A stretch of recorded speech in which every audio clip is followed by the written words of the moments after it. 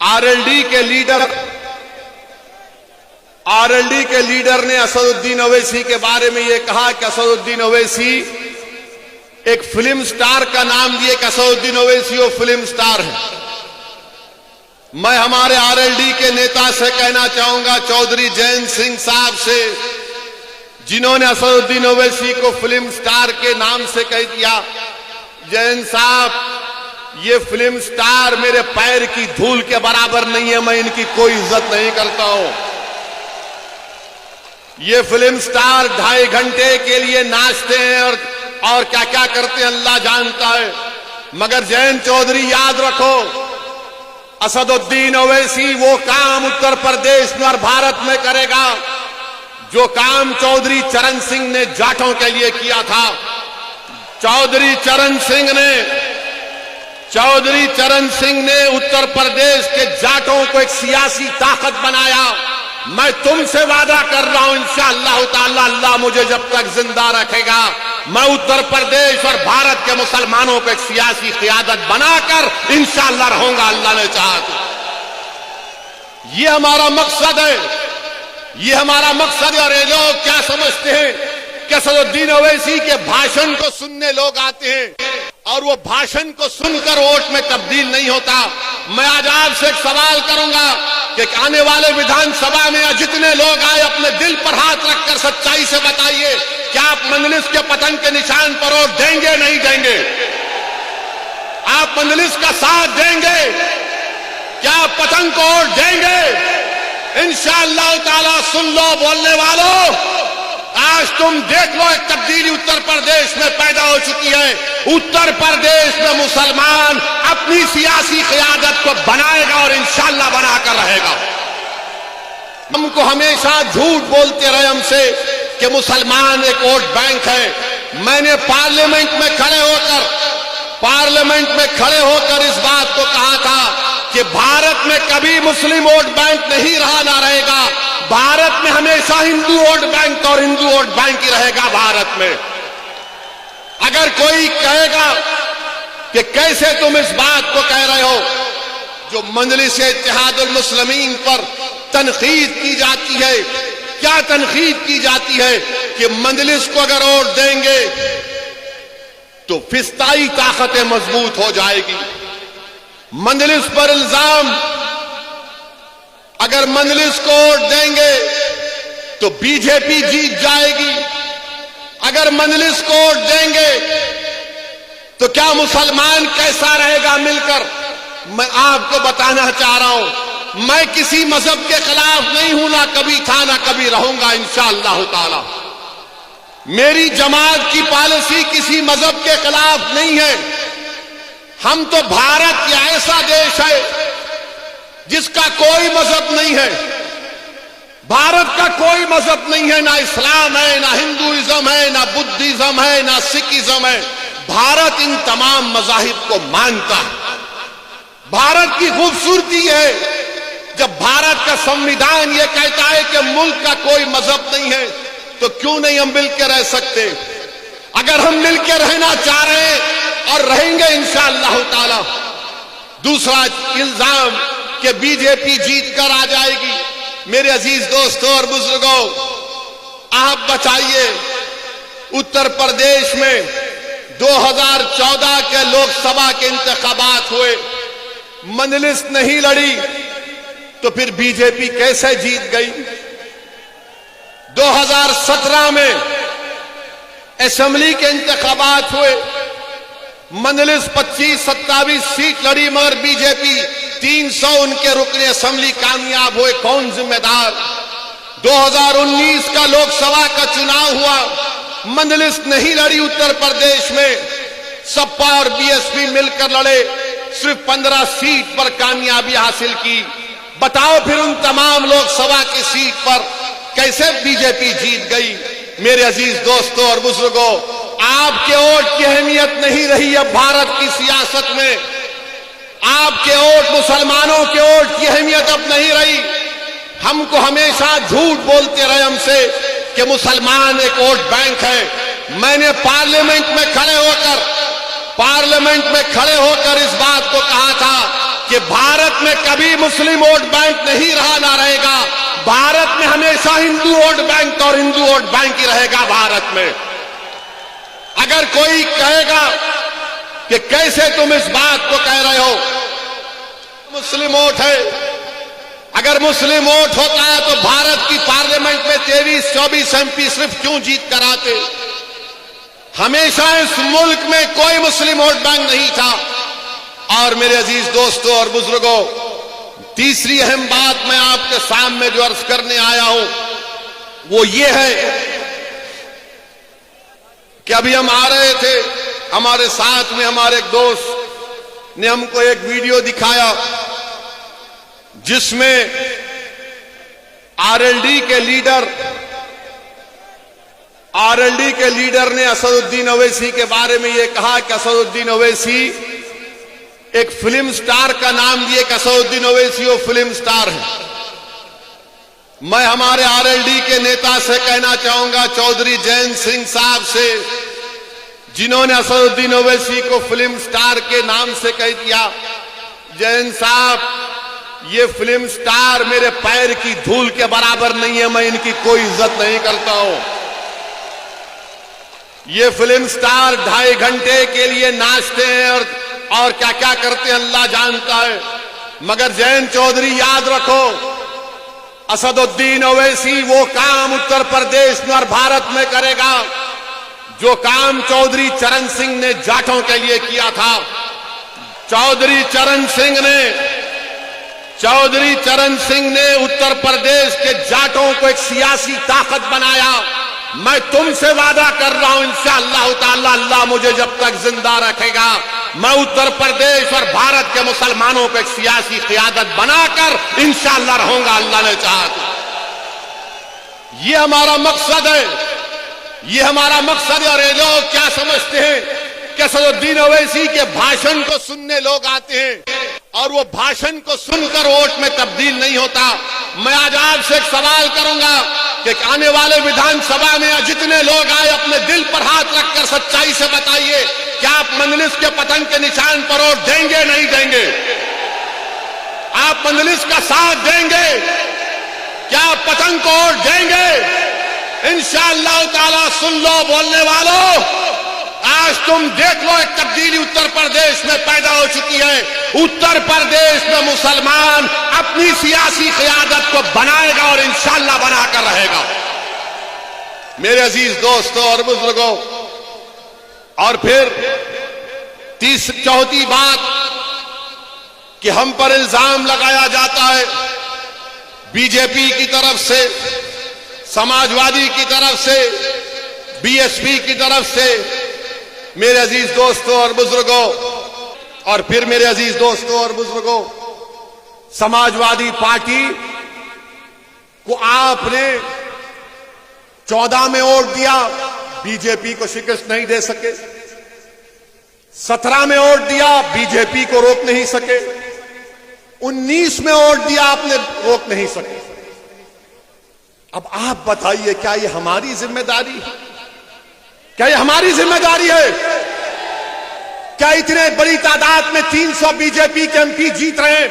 मैं जिम्मेदारी के साथ कह रहा हूं कि भारत के मुसलमानों ने, सिर्फ 6% मुसलमानों ने 14 में और 19 में बीजेपी को वोट दिया और 94% ने बीजेपी के खिलाफ वोट दिया।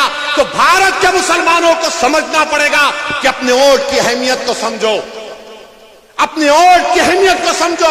अगर तुम अपना वोट अपनी पार्टी के लिए इस्तेमाल करोगे, अगर तुम अपना वोट अपनी पार्टी के लिए इस्तेमाल करोगे, तो ये तमाम नाम निहाद सेकुलर पार्टी जो मुसलमानों को अपना गुलाम और कैदी समझते हैं, इनके दिमाग जो आसमानों पर है, जमीन पर आकर तुम्हारे पैर पर गिरकर भीख मांगेंगे। मगर ये जानते हैं, ये तमाम कांग्रेस, ये समाजवादी क्या कहते हैं? कहां जाएगा मुसलमान, कहां जाएगा मुसलमान?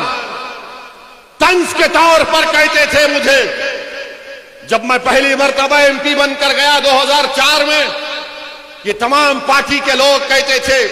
जब मैंने महाराष्ट्र से अपने सियासी सफर का आगाज किया, नांदेड़ की सरजमीन पर कामयाबी मिली, तो ये तंज करते थे ओवैसी, मुसलमान के पास कोई विकल्प नहीं है सिवाय हमारे, और तुम नहीं जानते मुसलमान सिर्फ हमको ही वोट देता है। अगर मुसलमान को बीजेपी को रोकना है तो हमको वोट देगा, वो हमको छोड़कर नहीं जाएगा। किसी ने कहा कि असदुद्दीन ओवैसी, हमने मुसलमानों के दिमागों पर कब्जा करके रख लिया। किसी ने कहा कि हमने मुसलमानों के दिलों में खौफ को पैदा कर दिया। किसी ने कहा कि हमने मुसलमानों को एक जिंदा लाश बनाकर रख दिया कि वो अपने हक के लिए फैसला नहीं लेगा जब तक कि हमसे ना पूछ ले, क्योंकि हम उसके सियासी आका हैं। मैं आपसे कहने वाला हूं कि हमारा कोई सियासी आका नहीं है, हमारा कोई हकीकी में आका है तो मोहम्मद सल्लल्लाहु अलैहि वसल्लम है। अगर हम किसी के गुलाम हैं तो नबी पाक सल्लल्लाहु अलैहि वसल्लम के गुलाम हैं।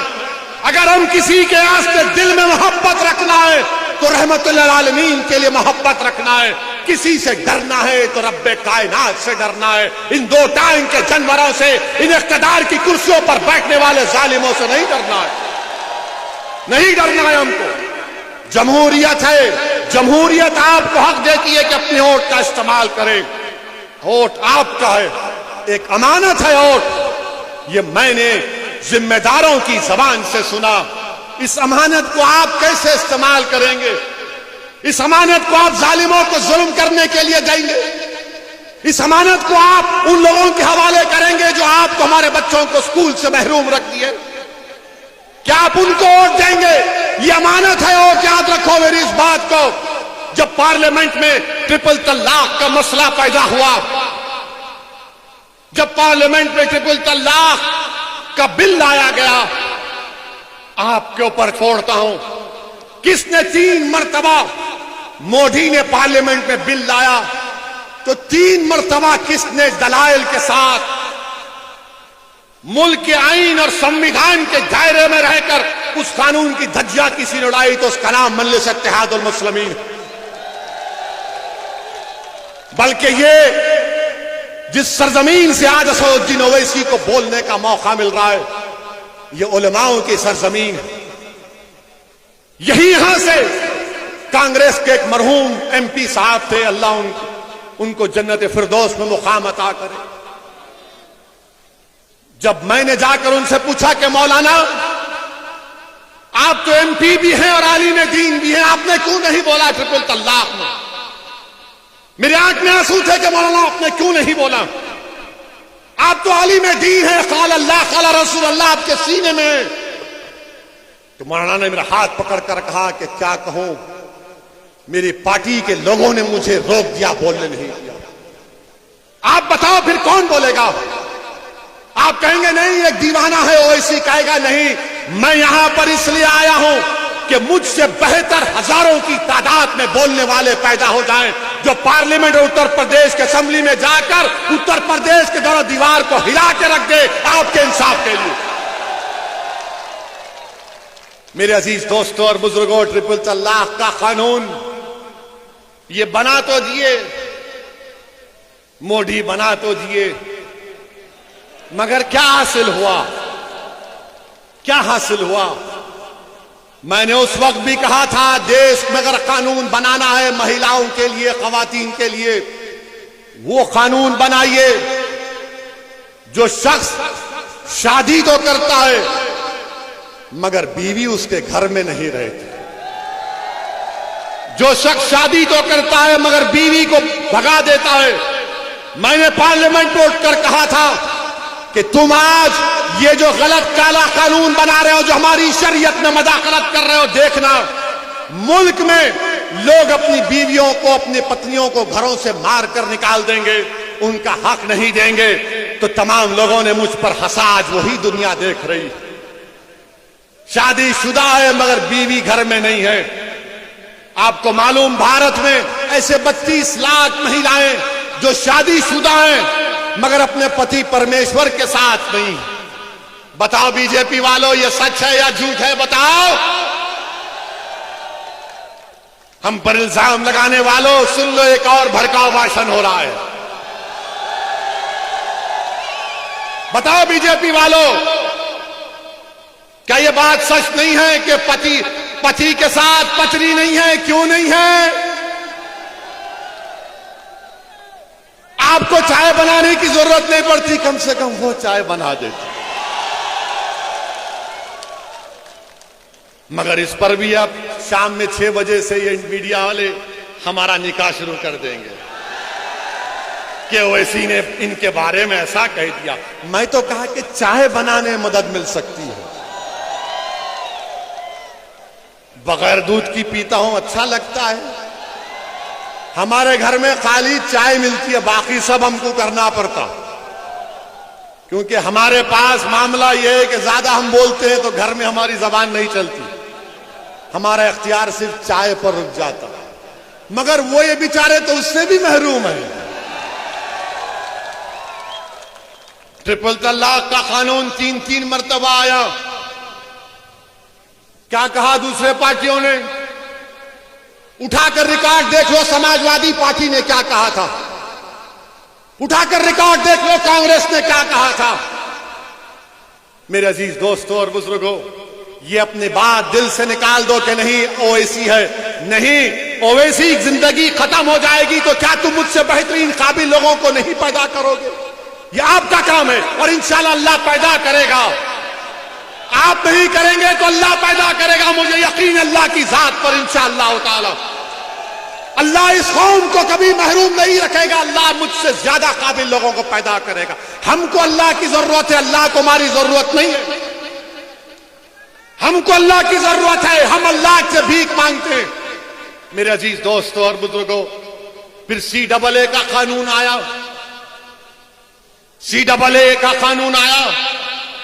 किसने उस कानून के खिलाफ उस कानून को काला कानून कहा? पार्लियामेंट गवाह है, दुनिया गवाह है कि अल्लाह सुब्हाना व तआला ने मजलिस इत्तेहादुल मुस्लिमीन को यह एजाज बख्शा। ये अल्लाह का करम है कि अल्लाह ने मेरे दिल में इस बात को डाला कि मैंने बीजेपी के 300 MPओं के सामने, अमित शाह के सामने खड़े होकर कहा कि गांधी ने उस वक्त के सफेद फार्म साउथ अफ्रीका के कानून के खिलाफ उसको फाड़ दिया था। आज ओवैसी तुम्हारे इस कानून को फाड़ता है। ये समाजवादी ने क्या किया? कांग्रेस ने क्या किया? हम जब कानून को फाड़े तो सब के सब नजरें नीचे कर लिए। बोले ये क्या कर दिया तुमने, ये क्यों फाड़ा तुमने? हमने कहा हमने इसलिए फाड़ा क्योंकि दिल बोल रहा था, संविधान पुकार पुकार कर कह रहा था ये काला कानून है जो मजहब के नाम पर नाइंसाफी कर रहा है मुसलमानों से। आप कुछ नहीं बोलेंगे, मगर वोट का वक्त, इलेक्शन आएगा तो बोलेंगे वोट हमको दे दो। आप कहेंगे कि अखिलेश ओवैसी तो कानून को फाड़ा, तो अखिलेश बोलेंगे वो हो गया मगर नेता हम हैं तुम्हारे, तुम्हारा काम हमको वोट देना है। आप पूछेंगे अखिलेश, समाजवादी, कांग्रेसियों, BSP, जब ट्रिपल तलाक का कानून आया तो बोलेंगे हाँ वो मुसलमान है, वही तो बोल सकता, हम काहे बोलेंगे। मगर जब हमारा वोट आएगा तो हमको लेंगे ना वोट हमसे, उस वक्त कुछ नहीं कहेंगे। और फिर ये समाजवादी पार्टी, मैं पूछना चाह रहा हूं अखिलेश यादव से, जब CAA का कानून पार्लियामेंट में आया तो क्या शिवसेना ने नरेंद्र मोदी हुकूमत का साथ नहीं दिया CAA कानून में? और यही समाजवादी पार्टी महाराष्ट्र में अखिलेश यादव उद्धव ठाकरे की हुकूमत का साथ दे रहे हैं। बताओ समाजवादी पार्टी में बैठने वालों, क्या मैं सच कह रहा हूं या झूठ कह रहा हूं? क्या महाराष्ट्र में शिवसेना उद्धव ठाकरे की हुकूमत को तुम्हारी पार्टी ने साथ नहीं दिया? CAA के कानून में जो भारत के मुसलमानों को स्टेटलेस बनाना चाहते थे, आपने उनकी तायीद की। मेरे अजीज दोस्तों और बुजुर्गों, ये अमित शाह का लाया हुआ काला कानून, ये मोदी की हुकूमत का लाया हुआ काला कानून, मैं सलाम करता हूं भारत के मुसलमानों को, मैं सलाम करता हूं उत्तर प्रदेश, सहारनपुर, और तमाम भारत के इलाकों के मुसलमानों को और खास तौर से हमारी बहादुर माओं को और बहनों को जिन्होंने CAA कानून के खिलाफ एहतजाज किया, रोड पर निकल कर आ गए, शाहीन बाग बनाया, मैं सलाम करता हूं आपको। और योगी, अमित शाह और मोदी को कह रहा हूं, दोबारा NPR NRC की बात होगी तो फिर हम निकल कर आएंगे इंशाअल्लाह ताला।